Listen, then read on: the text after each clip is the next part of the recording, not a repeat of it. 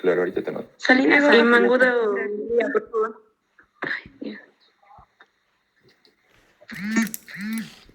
Salinas Ángeles, por favor, Diego.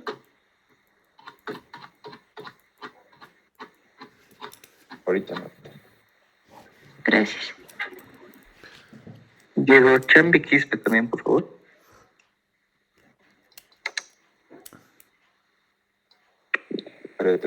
Carla, Diego, por favor.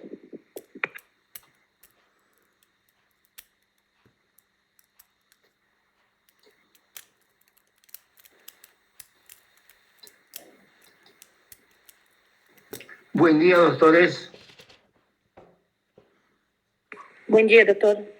Buenos días, ¿Tienen doctor. imagen? Buenos días, doctor. Buen día, doctor. Buen día, buen día. ¿Tienen la imagen de lo que vamos a presentar hoy? Sí, doctor. Sí. Muy bien. Sí. Ok.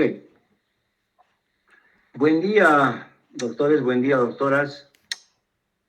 A pesar de que solamente debíamos decirles doctores, no hay género en la profesión, ¿no es cierto?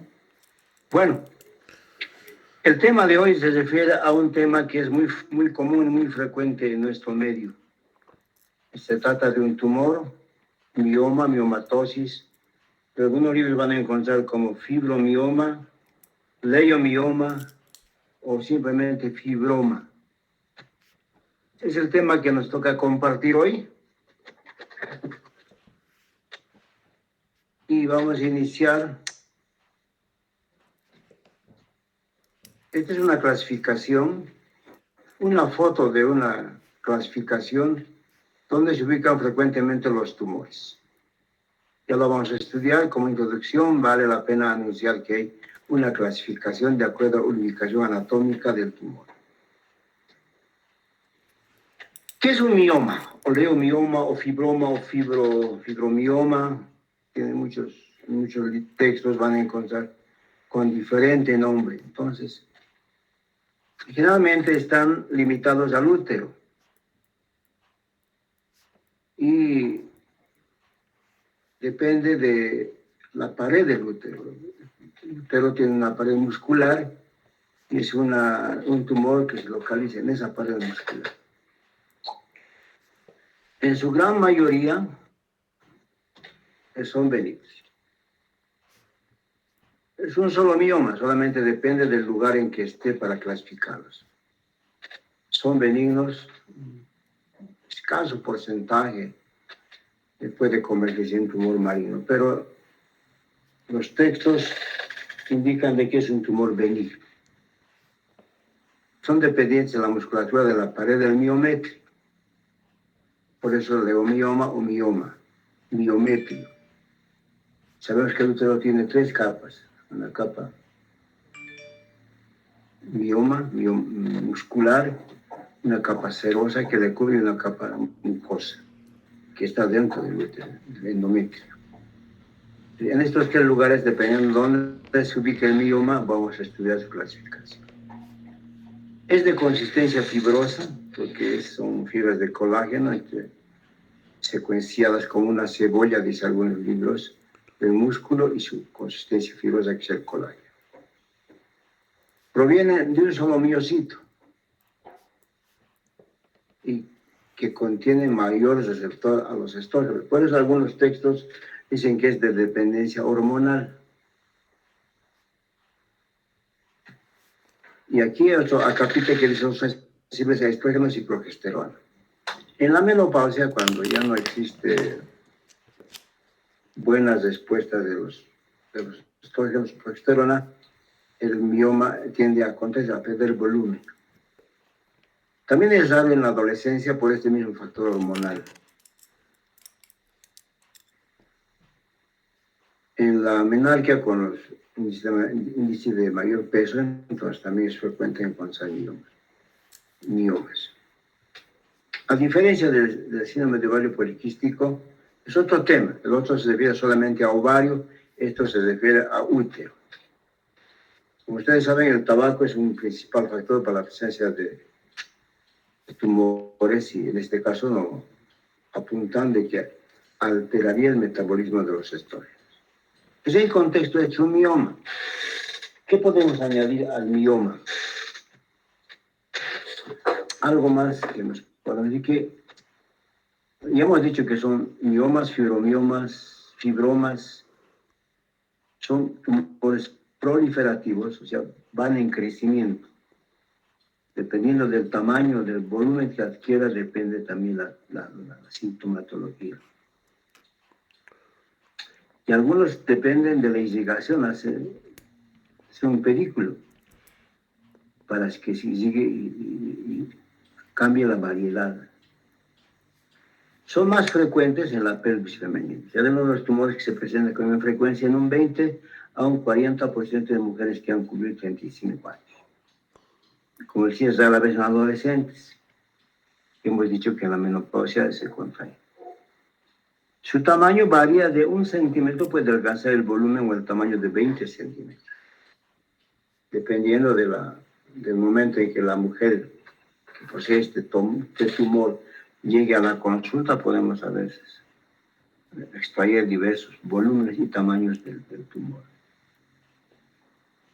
Puede ser único o puede ser múltiple dependiendo en cada ubicación que se presente. Algunos textos mencionan que se han encontrado más de 100 en el... Y aquí hay un apunte que deben tomar en cuenta, son neoplasias benignas constituidas por la proliferación localizada de una célula muscular y que acumula una matriz, es decir, ese factor que es fibra, colágeno, que hace que este aumente en volumen.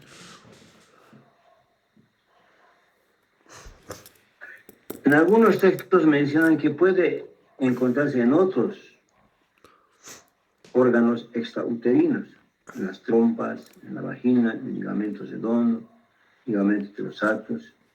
Eso depende de una especie de migración del tumor y fijarse a otro órgano, y de ahí de ese órgano va a tener su irrigación para que crezca y se mantenga. Muy bien.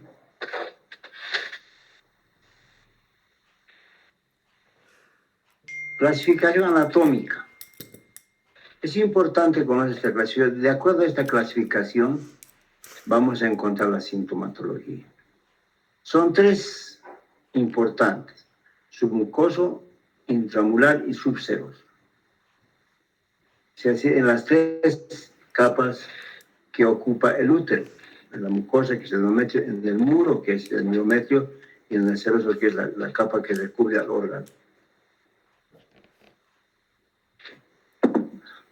Submucoso, por debajo de la capa de la mucosa, o sea, el endometrio. Intramural, en el espesor del músculo del útero. Subseroso, por debajo de la capa serosa, es la que está en contacto con el peritoneo. Otras variedades, a diferencia de estas, podemos encontrar la cervical. Si bien no es común, pero es la más complicada por la ubicación anatómica. Se encuentra en el cuello del útero. Y por la accesibilidad, digamos, para una cirugía, cuando se requiere un tratamiento, es hacer una histerectomía. Pues es importante el diagnóstico. El cornual, que está entre la unión del útero y la trompa. Este tipo de mioma adquiere gran volumen, pero su mayor complicación es que estalle, o que cause mayor problema por la ubicación en un sitio estratégico. El intraligamentario corporal es cuando este mioma, de ser mioma, digamos, submucoso o subseroso, va a ir creciendo de tal modo que va a invadir la parte de los ligamentos, el ligamento ancho, por ejemplo. En estos acápites clasifican de acuerdo al tamaño, de pequeño elemento, de mediano elemento y de gran elemento, o el mioma gigante. Y hemos dicho que mayor de 20 centímetros consideramos un mioma gigante, y los pequeños serían entre menor a 2 centímetros. Hay una variedad de tamaños y de volúmenes. ¿De acuerdo? En el principio, todo tumor de esta calidad es asintomático. Mientras no adquiera un gran volumen o no esté ubicada en un lugar como, digamos, en el músculo del útero, no va a causar mayor sintomatología. También la clínica depende de su tamaño y de la ubicación del mioma. Son masas redondas, firmes, de color perlino, de consistencia coriácea. Al corte parece una espiral, parece una cebolla. Si cortamos un mioma, vemos como una especie de cebolla. Están como si enrolladas, como una espiral. Y está rodeada de tejido conjuntivo. Hemos hablado en este tema de colágeno. Eso le da la consistencia fibrosa, dura. Existe también cuando este mioma va a crecer y va del tamaño tan grande que la irrigación no va a permitir que se mantenga, que pues, aparecen las degeneraciones, las necróticas, la ística, la hialina, la calcificada, la quística mixoide, las conias, las hojas y las claras.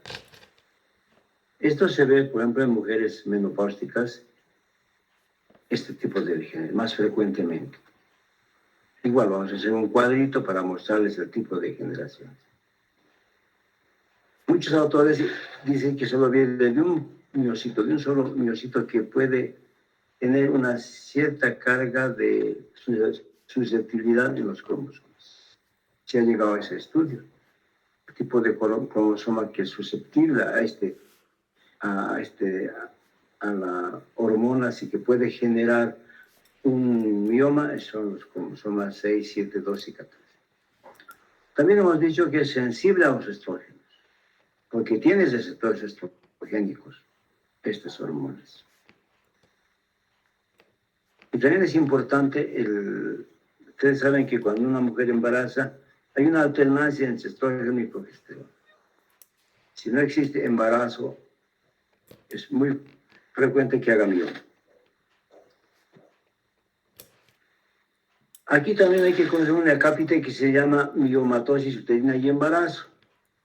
Uno de los motivos de consulta o de queja de la mujer es la infertilidad, que su embarazo no llegue a término. Y eso se debe a una presencia de mioma. ¿Pero por qué? Porque la mujer en ese tiempo retrasa su primer embarazo hasta los 30 años. Especialmente las mujeres que estudian, hacen profesión. Por ejemplo, los médicos. Son 4 o 6 años de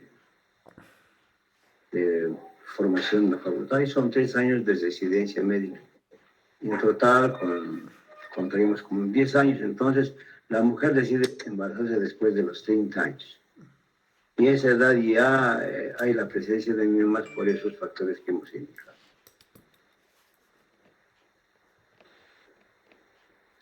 Las complicaciones en el embarazo son en las primeras etapas, segundo y tercer trimestre. Por el tamaño del tumor, por la ubicación, generalmente a veces son abortos o partos prematuros.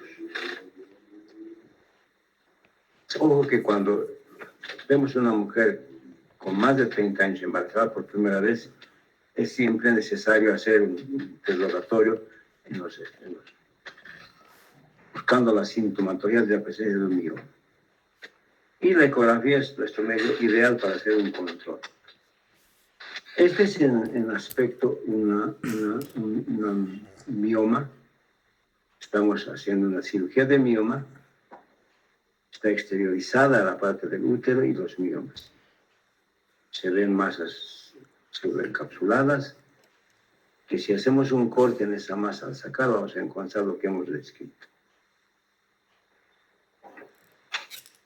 Hay factores de riesgo para que aparezca el mioma o la miomatosis o el fibroma.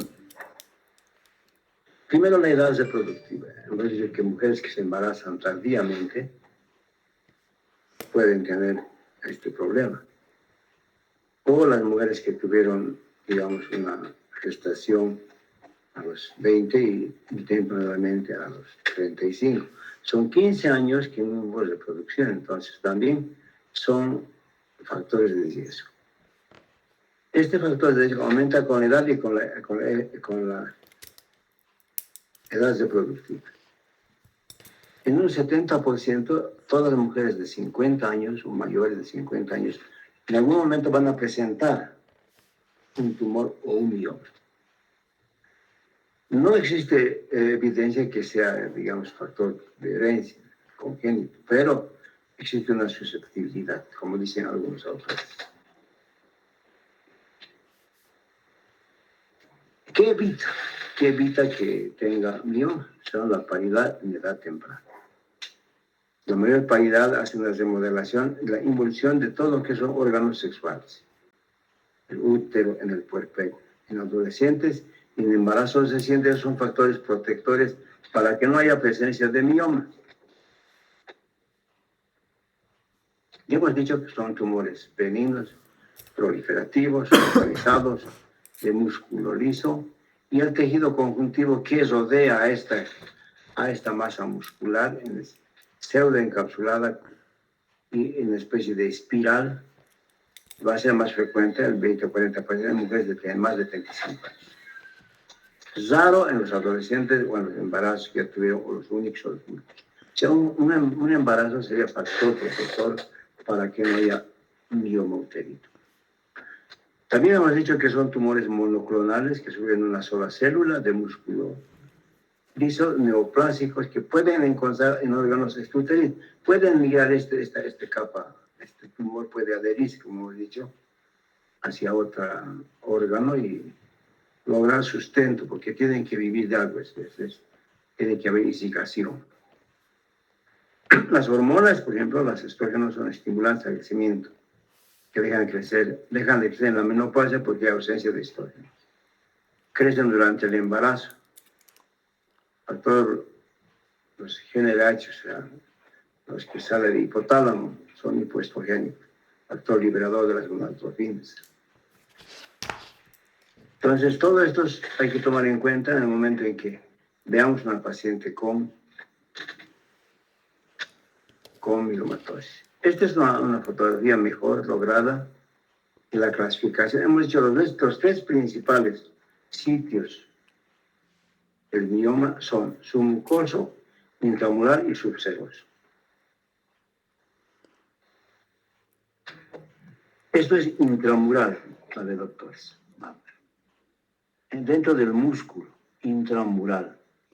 Subseroso es en esta parte, el peritoneo, que puede ser un pedículo o pediculado y convertirse en un subseroso pediculado y crecer a expensas de la irrigación que da el músculo. Puede que este tumor se adhiera a otro órgano y de ahí vaya a hacer su sustento por irrigación. Esto se llama un leomioma parásito. Ya no depende de la irrigación, sino de otro órgano de irrigación. Los subserosos que crecen hacia afuera del órgano, debajo del peritoneo, pues son subserosos. Puede ser pedicular, es una primera gran división. La primera división es submucoso dentro de la mucosa muscular y subseroso. Los intramurales son los que causan gran sintomatología, porque evitan que este útero se contraiga. Y es una de las principales quejas para el consulta de mioma es de sangrado. Y el submucoso dentro de la cavidad crece hacia la cavidad, siendo, digamos, un muscular, va a migrar hacia la mucosa y va a tener su pedículo, como este es un mucoso pediculado.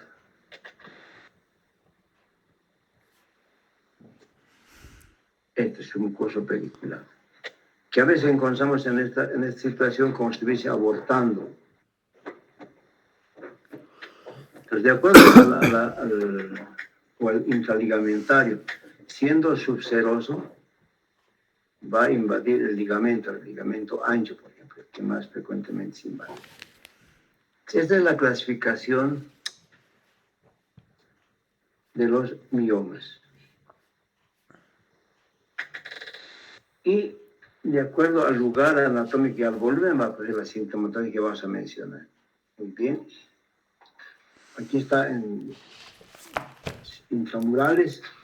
Son los más frecuentes dentro del miomeche encapsulado, tamaño variable, crecimiento simétrico, a veces son solo únicos, y a veces son múltiples. Submucosos por debajo del endometrio pueden crecer hacia el interior y estos van a causar problemas de fertilidad, problemas de sangrado, etcétera, etcétera. Vamos a ver el pediculado adherido al endometrio que va a producir por lo sé una vagina metrosagia y puede ser un mioma abortado. El subseroso que crece hacia la cavidad peritoneal, hacia los órganos, o los intraligamentarios que van a ocupar el ligamento ancho de gran tamaño, son asintomáticos. Pueden adherirse al epiploma, al mesenterio, al intestino. O los extrauterinos, o los parasitarios, o los infiltrantes que van a ir hacia otros órganos. Bien. En la histopatología son tumores sólidos, como he dicho, pseudoencapsulados por compresión de tejido fibroso muscular. Vascularizarse es importante porque esto le permite desarrollar al tumor. En la periferia y parte central, cuando esta vascularización no alcanza, degenera o va a necrosar el tumor. Como he dicho, como un corte de cebolla, es un músculo asemolinal de mezcla de tejido conjuntivo fibroso. Así se ve al corte cuando tenemos una pieza de un mioma uterino.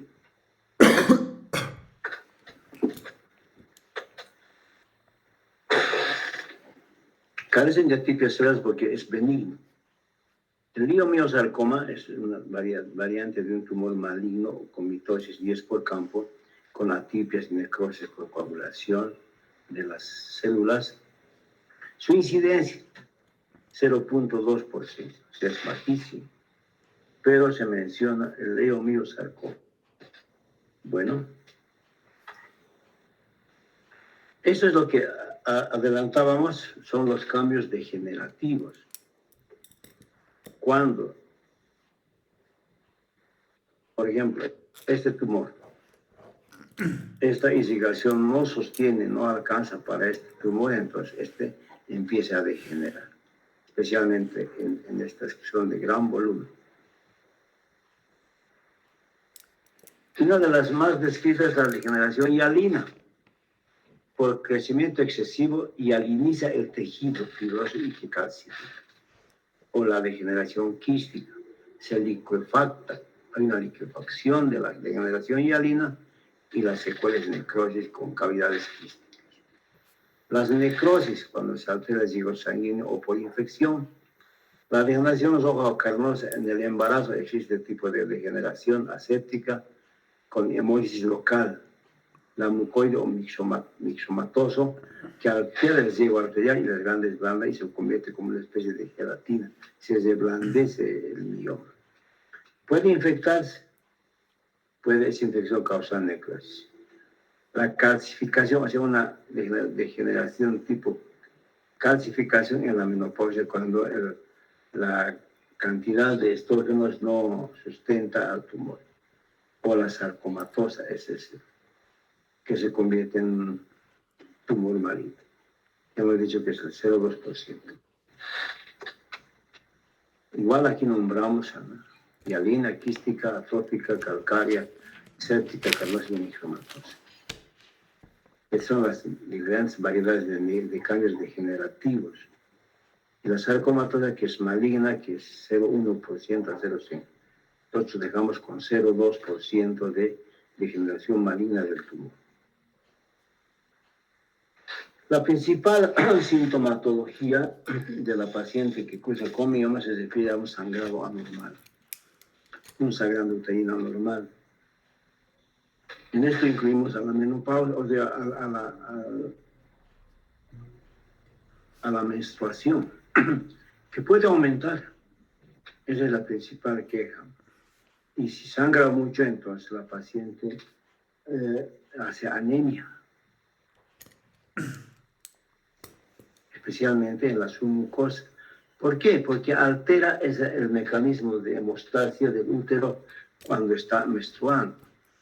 Tiene que haber una contracción de la musculatura del útero para que haga una especie de hemostasia. Hemos hablado de la capa plexiforme del útero, que hace una especie de obliteración de los vasos que van a sangrar en la menopausia, y al no haber esta contracción por la presencia del tumor, entre el sangrado se va a aumentar en cantidad y en días de menstruación. Entonces, en el intramural también aumenta la superficie endometrial, altera la vascularización del endometrio y se asocia a un estado ambulatorio, pólipos y hiperplasia endometrial. Entonces, estas son las primeras causas de sintomatología por la que la paciente acude: el sangrado anormal, sangrado en cantidad y en días de menstruación. El otro motivo de consulta es el dolor. Un dolor que puede ser opresivo, un dolor que va a ir aumentando en calidad, digamos, de dolor, conforme vaya creciendo el tumor, o vaya ocupando, digamos, haga síntomas compresivos de otros órganos, la vejiga, por ejemplo. Va a aumentar el número de micciones, entre esas cosas hacen que la paciente venga a la consulta. O el uréter va a provocar una hidronefrosis, etc. Un accidente que también es frecuente, o no es muy frecuente, pero se ve mencionar, es la torsión del pedículo. Este pedículo. En algún momento puede torcerse y genera un cuadro agudo. Imagina un cuadro agudo que va a ser necesario hacer una laparotomía. O la degeneración carnosa de su mucoso, o la cavidad endometrial, la potencia uterina, y por una expulsión, un mioma por el cuello, es también motivo de consulta y una complicación. Si bien hay dolor por el volumen, hay una sensación compresiva cuando ese volumen ocupa sitios de otros órganos, una poliquila, la vejiga, incontinencia, hidronefrosis, etcétera, va a ser la causa también de consulta. Aquí faltaría mencionar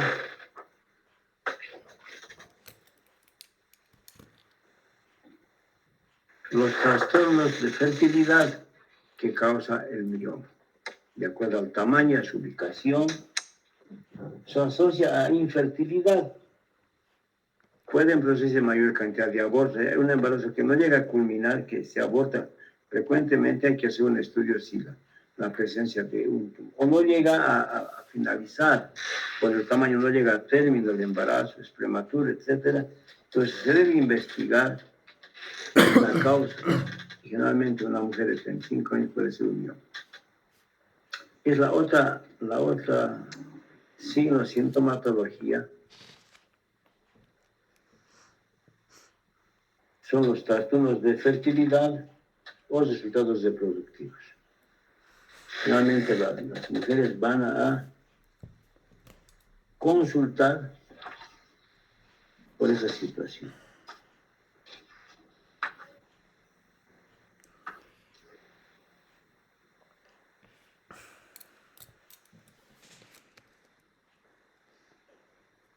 En este trastorno de la reproducción es probable que el mioma, por su tamaño, por su ubicación, cause infecundidad, ya hemos dicho, ¿no?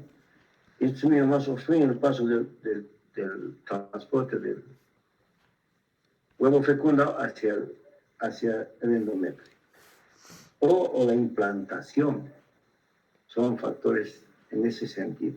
O el crecimiento de ese embarazo. Entonces, las principales causas para que haya infertilidad o un embarazo que no desarrolle son esos en el mioma uterino. La incidencia de aborto y parto prematuro es grande en los pacientes que portan el parto, o sea, se embarazan. Y los trastornos asociados a un embarazo ya implantado, en crecimiento, son la prematuridad.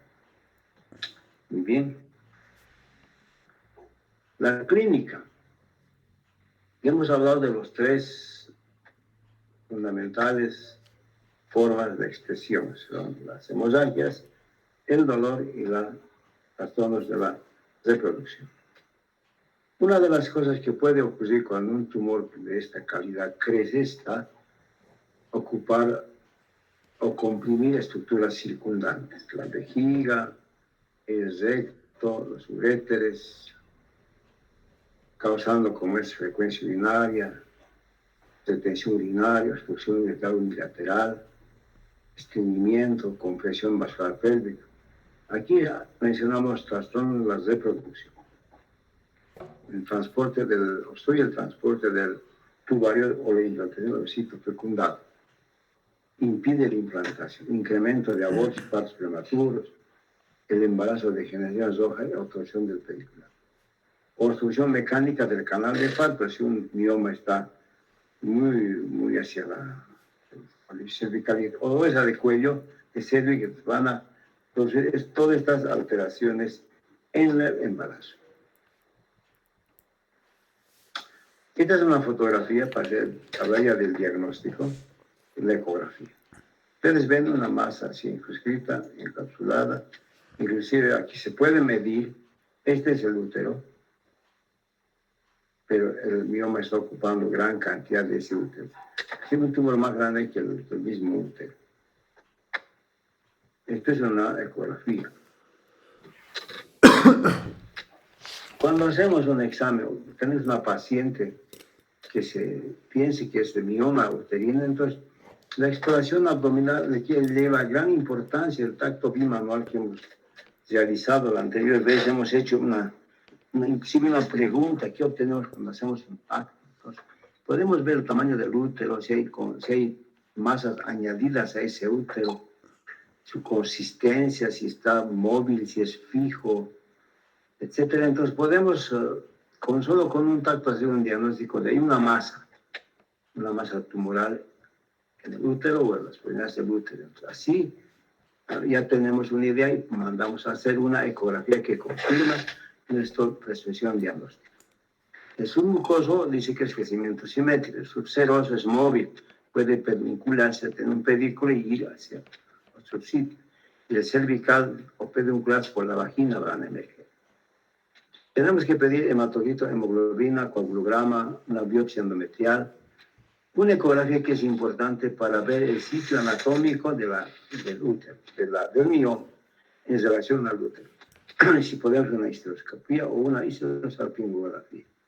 O una resonancia magnética que nos permite dar el tamaño, la ubicación del tumor.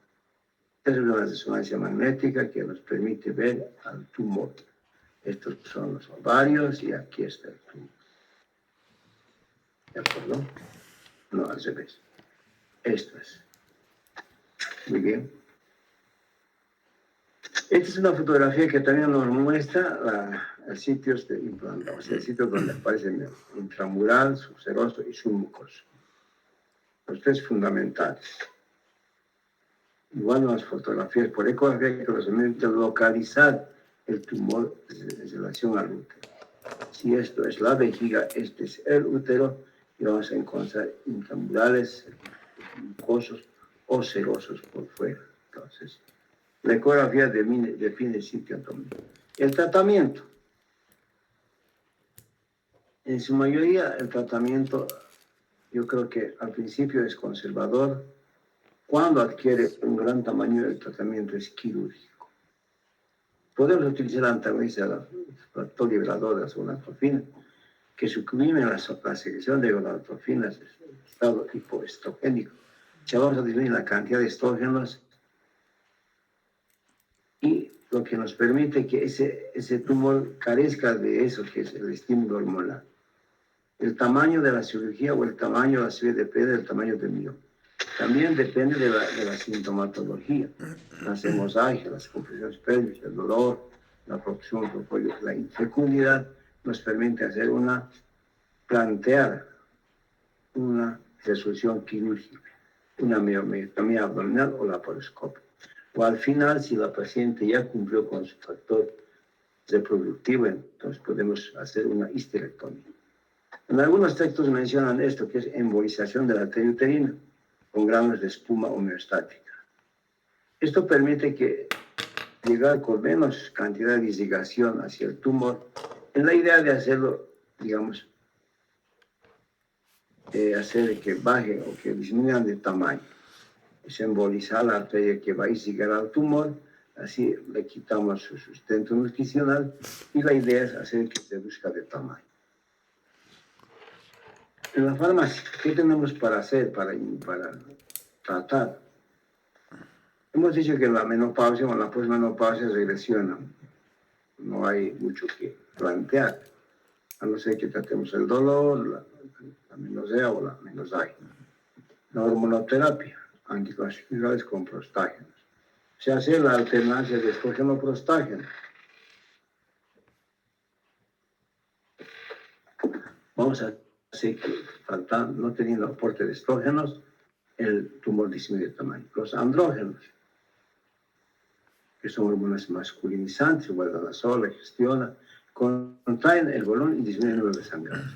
Los antagonistas del factor liberador de gonadotrofinas, el acetato de neuprolina de 3.75 miligramos, intramuscular, el día 11 y 12. Pues existen infinidad de tratamientos, tanto médicos como esa embolización. Pero yo pienso que el tema primero es el paciente, ¿no? Si está en edad reproductiva y desea tener descendencia, entonces haremos un tratamiento alternativo. Pero si ha cumplido con su reproducción y ya no... La otra es la histerectomía. Muy bien. Esto es lo que es la embolización, ¿no? Es una descripción de la embolización o el tratamiento de la miomectomía. Son los tres tratamientos que puede haber: un tratamiento de embolización, un tratamiento de miomectomía, solamente sacar y otro es sacar el útero completamente. Esta es una foto que nos ayuda a entender que la clasificación. Muy bien, doctores, es el tema de mioma. Nos falta un tema de embarazo ectópico y con eso damos el examen el 15 de abril, día de los tarijeños. Si alguien es avisada dice que no mata, como ya saben qué día es el examen, esperamos que estudien y tengamos un buen examen. ¿Alguna pregunta, alguna observación, algo que les tengan alguna duda? Por favor, doctores. Ahora. Pero, Doc, ¿podrías repetir la parte de lo que es la hormonoterapia? No he terminado de comprender. Hormonoterapia. Bien. ¿Antagonistas de qué? Del estrógeno. ¿Quiénes son los antagonistas? Los progestanos, la progesterona. Entonces se basa en ese principio. O hacer una alternancia fisiológica con anticonceptivos orales combinados, ya que tienen cantidades determinadas de estrógenos y cantidades de prostágenos. Podemos alternar esos tratamientos si no, por ejemplo, no se hace la sección quirúrgica. Si queremos evitar por razones económicas que no quieren operarse. También se puede utilizar en algunos textos los progestágenos que se utilizan como anticonceptivos. Por ejemplo, la Depo-Provera tiene un 150 miligramos de acetato de metrolgiprogesterona y se va a inyectar cada 3 meses como una especie de anticonceptivo. Entonces, estamos utilizando progestágenos. A eso se refiere la hormonoterapia.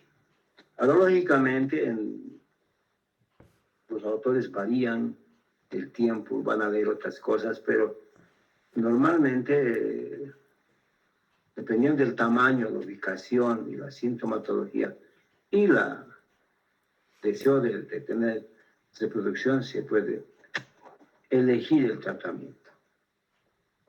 Entonces, ese es el tema de la hormonoterapia. Bueno, ¿algo más? ¿Está de acuerdo, doctor? ¿Está conforme con la respuesta? Ya, gracias, Doc. Muy bien. Pues como no hay nada más que hablar, les espero el próximo jueves a la misma hora. Un favorcito más. Estamos llegando a abril, mayo y en junio vamos a acabar la gestión. A los responsables de grupo, por favor, nos van a hacer una planilla de la lista de la asistencia para entregarlas en la última semana de mayo para calificar su asistencia. Y con eso vamos a ayudar a los que han llegado al 100% de asistencia y los que no tienen 100%, bueno, pues pena, ¿no? Bueno, Está bien, doctor. ¿algo más, doctores? Muchas gracias. Espero verlos o escucharles la próxima semana a la misma hora. Gracias, doctor. Gracias, muchas gracias. Gracias, doctor. Que tenga buen día. Buen fin de semana. Gracias, hasta luego. Aprovechen su fin de semana. Estudien, por favor. Que todavía es largo el camino. Les falta OPSTE 1, OPSTE 2 y luego el internado. Y luego la residencia. No estén pensando en vacacionar, porque ¿de qué vacacionar?